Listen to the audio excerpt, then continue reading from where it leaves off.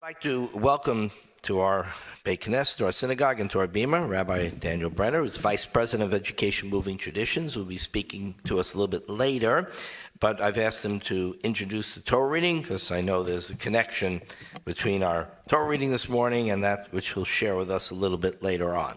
So, Rabbi Brenner, either way, here or there, wherever you come. You here, then I get to sit down. Shabbat Shalom, everyone. It's just wonderful to be here today. What did I notice? The ark doors are massive and heavy, and it's really not easy to open them. That's what I noticed. And if you were here at the very beginning, this is an incentive to come early next time, you would have heard the rabbi's remarks about today's Torah portion, about Parshat Yitro. And the rabbi really raised a beautiful question. What happens at the beginning of this week's Parsha that allows for the dramatic ending in which Moshe ascends Sinai and receives the Ten Commandments? So what happens at the beginning of the Parsha? Well, one of the things that happens, that the rabbi mentioned, was Moshe honors his father-in-law. He kind of models one of those mitzvot, kibud av va'em, that's in the Ten Commandments.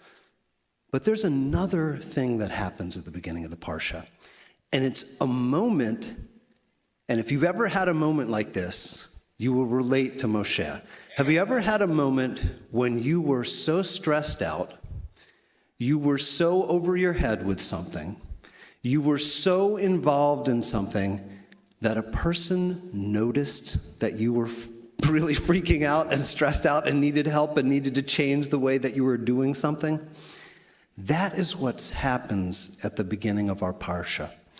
Let me just say, the words that are spoken by Yitro are words that Moshe could have seen only as a criticism, but instead he understands these are words spoken by somebody who cares deeply for him and is calling on him to change. And I just want to point out those words because it's just an incredible phrase. And if you are following along in the Chumash, I'm on page 434 in the second part of in the Parsha. And the words that Yitro says to Moshe are right here. It says, Madua ata yoshev levadecha? Why are you sitting by yourself? V'chol ha'am nitzav alecha, and the entire people is standing inquiring of you, min haboker ad ha'erev, from the morning to the night. This is the first example of total workaholism. This is the first example of somebody who is just stressed out beyond belief in the Torah. And Yitro just says to him, I can see what's going on. Your well-being is my concern. It's such a deep lesson. Your well-being is my concern.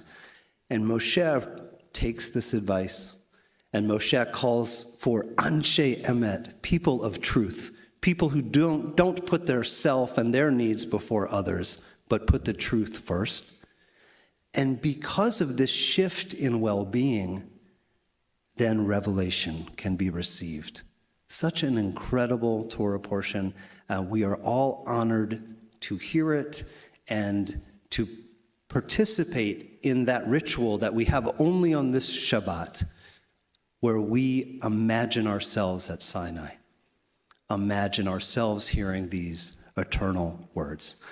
Looking forward to hearing the Torah portion, and I'm going to say a few words later, so thank you again for welcoming me. Shabbat Shalom.